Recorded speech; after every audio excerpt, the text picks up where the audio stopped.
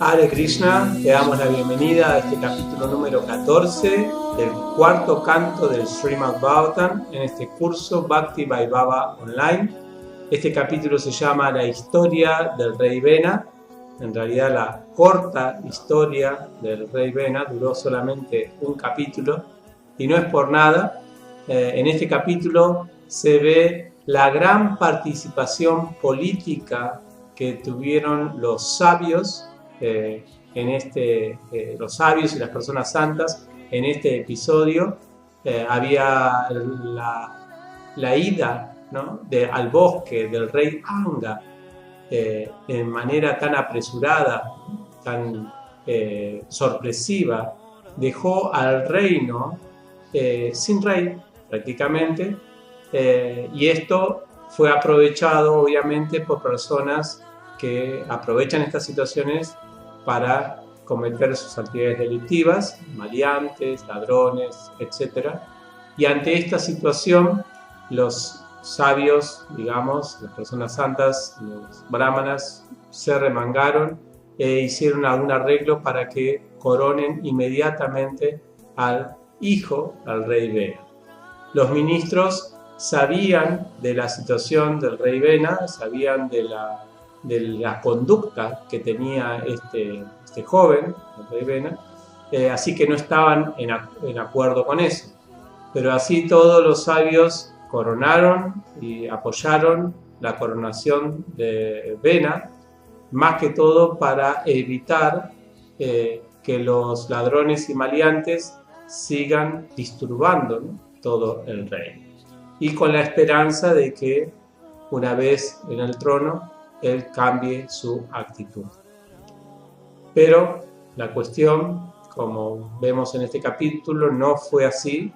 El rey Vena no solamente, por un lado, ciertamente que los ladrones y maleantes dejaron de existir en el reino y se escondieron debido a que el rey Vena era muy fuerte, era muy violento, pero a la vez su violencia se sobrepasó y llegó a prohibir inclusive las ceremonias religiosas o los sacrificios que ejecutaban los brahmanas. Ante este hecho de poder en donde ya directamente estaba anulando el desarrollo religioso de las personas de su reino, los brahmanas, entonces las personas santas, se acercaron al rey Vena justamente para pedirle que abandone esas ideas, esas propuestas políticas de represión de estos tipos de ceremonias. Ellos estaban enojados, pero usaron de todas maneras, escondieron su enojo ante esta situación y trataron al rey de la mejor manera, de la forma más educada, y le pidieron que por favor no anule estas ceremonias. Inclusive se lo presentaron de una manera que era justamente que premiaba, digamos, si lo hacía, todas sus expectativas materiales. O sea, ellos le dijeron que si se llevaban a cabo estas ceremonias, si la religión se establecía en el reino, entonces la gente iba a ser feliz y por ese lado entonces el rey iba a tener más beneficios.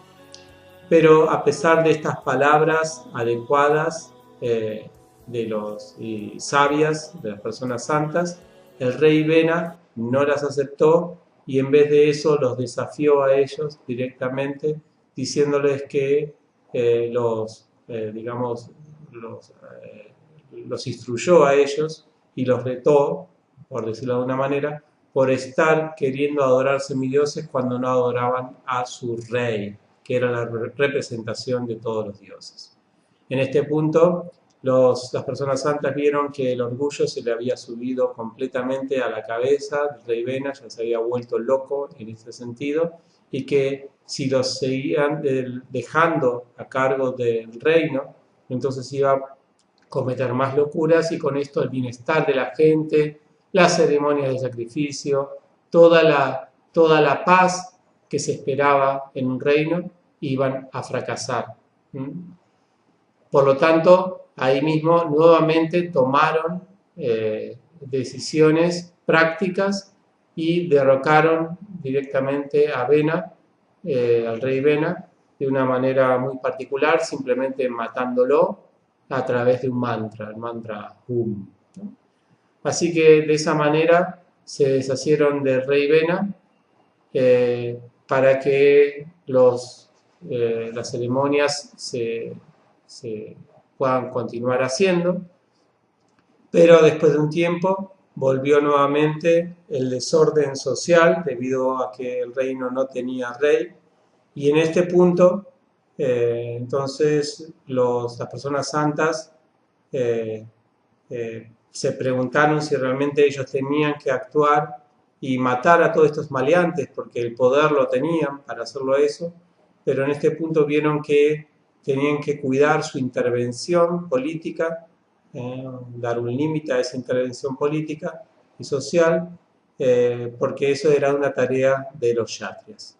Así que lo que ellos hicieron entonces a través del cuerpo muerto de Bena, a través de sus genes, a través del semen, de esta tradición familiar, quisieron crear entonces una descendencia que pueda reinar nuevamente. Lo primero que salió de ahí, ellos simplemente movieron los muslos, se dice, y de esa técnica, digamos, genética de crear vida de esa manera, es un tipo de probeta, digamos, o fertilización asistida de esos tiempos, apareció de ahí el cuerpo de Bajuca, que era como una especie de enano, listo para servirlos a ellos. Pero bueno, la historia de lo que sucede y cómo arreglaron los sabios toda esta situación va a concluir con la aparición ciertamente de Prithu Maharaj, que va a ser justamente el protagonista de las siguientes historias que se van a ir contando en el Bhagavatam a partir del capítulo 15. Entonces con esto terminamos la sección de la historia de Dhruva Maharaj. Las presentaciones para esta semana tienen que ver justamente con los temas que se fueron desarrollando en este capítulo. Por ejemplo, aquí tenemos para el estudiante C el tema número 1, es con respecto al análisis si los devotos se deben meter en los conflictos políticos y sociales o no, así como los sabios. En este capítulo se presenta justamente esa tensión sobre la responsabilidad de los sabios de meterse en los asuntos políticos y disturbios sociales o dejar que los kshatriyas se ocupen de esto. ¿Qué manera, cuál es el límite, ¿no?, para meterse en estos asuntos? Así que tomando con base principalmente estos versos y significados de este capítulo, la propuesta para el estudiante C es desarrollar este tema, por supuesto sin dejar de responder estos interrogantes. Por ejemplo, ¿de qué manera y en qué intensidad se espera que un devoto de Krishna o de hoy en día se comprometa con los movimientos sociales y políticos de su país? ¿Cuándo? Segunda pregunta. ¿Cuándo, por qué y en qué situaciones un devoto de Krishna puede ser acusado apropiadamente de ser indiferente y apático a los problemas materiales de su sociedad? O sea, cuando está, digamos, demasiado alejado, ¿no?, o indiferente a estos problemas. Y tercero, ¿cuándo, por qué y en qué situaciones un devoto de Krishna puede ser acusado apropiadamente de demasiada intromisión en los aspectos sociales y políticos de hoy en día? O sea, cuando un devoto está metiéndose en un campo que no es el campo que le corresponde. Así que esta es la propuesta para el estudiante C esta semana. Luego el tema 2 también tiene que ver con temas políticos y sociales. Esto es para el estudiante E. Tenemos aquí en la sección de este capítulo donde se explica muy bien muchos asuntos de cómo se debe gobernar un reino, especialmente cuando las personas santas se le acercaron a Bena para aconsejarle. Así que en esa sección tenemos bastante material para responder esta pregunta. Esto es una puesta en práctica de una entrevista en radio para demostrar la aplicación teológica, y dice lo siguiente: hace poco un miembro de tu comunidad fue entrevistado en una radio importante de tu barrio. Al ser interrogado sobre asuntos sociales, él se basó en el contenido de este capítulo, pero sus respuestas dejaron mucho que desear. Fue tan así que varios oyentes escribieron y llamaron a la radio para pedir aclaraciones y desafiar sus declaraciones. Así que ahora te han invitado a ti, o al estudiante E, o al que quieran responder estas preguntas, para hablar y responder en la radio acerca de estos cuestionamientos. Deben aclarar sus dudas de una manera que sea relevante y atractiva para ellos, pero sin desviarse de las conclusiones de este capítulo. Entonces, algunas de las preguntas que hicieron en la radio los oyentes fue, dice, oyente 1, tu compañero el otro día dijo que si la gente no se educa o establece en un sistema de castas, la sociedad no puede considerarse humana verdaderamente.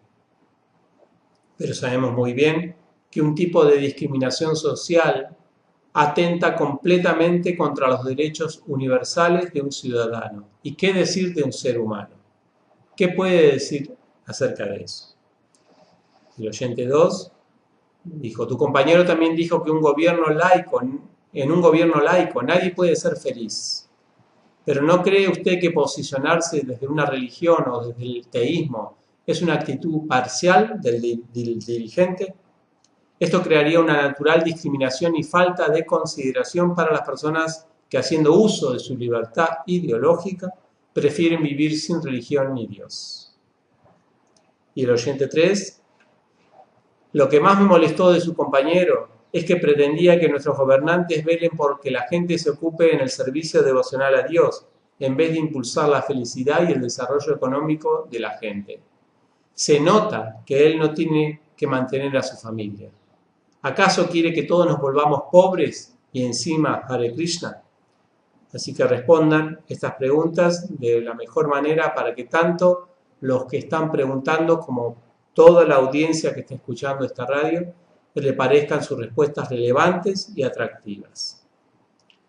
Y por último, el tema 3, el tema de la manipulación genética, ¿no? O la situación donde se utiliza mucho la genética en la última parte de este capítulo, nos invita a discutir acerca de estas implicancias de los genes según el Srimad Bhagavatam. Entonces esta es la propuesta para el estudiante I, y algunas preguntas que podemos responder con respecto a eso es, ¿nuestra genética causa que nos volvamos devotos? Esto es debido a un comentario que hace Srila Prabhupada en el verso 42. Luego, la manipulación genética es dármica, ¿no? Por lo que hicieron los sabios y que se ve en el verso 43. Y luego, nuestra genética y característica corporal determina nuestro varna y posición social. Esto es por lo que se discute en el verso 45 con respecto a la apariencia de Bajuka y cómo a partir de esta apariencia él tenía ya un deber social asignado. ¿Esto apoya las teorías neonazis? Bien, esto es algo para que pueda desarrollar el estudiante I. Bien, entonces con esto terminamos las consignas propuestas para esta semana y también estamos terminando una sección del estudio del canto cuarto. Estamos terminando con este capítulo la parte 1 de este canto cuarto.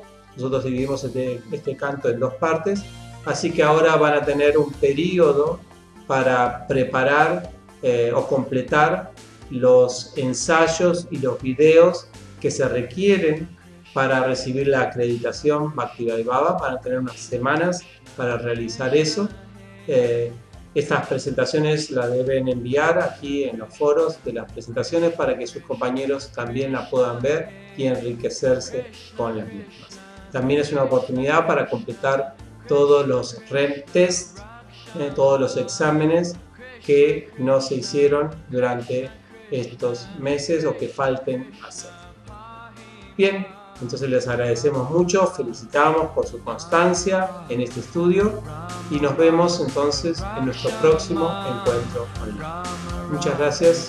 Hare Krishna.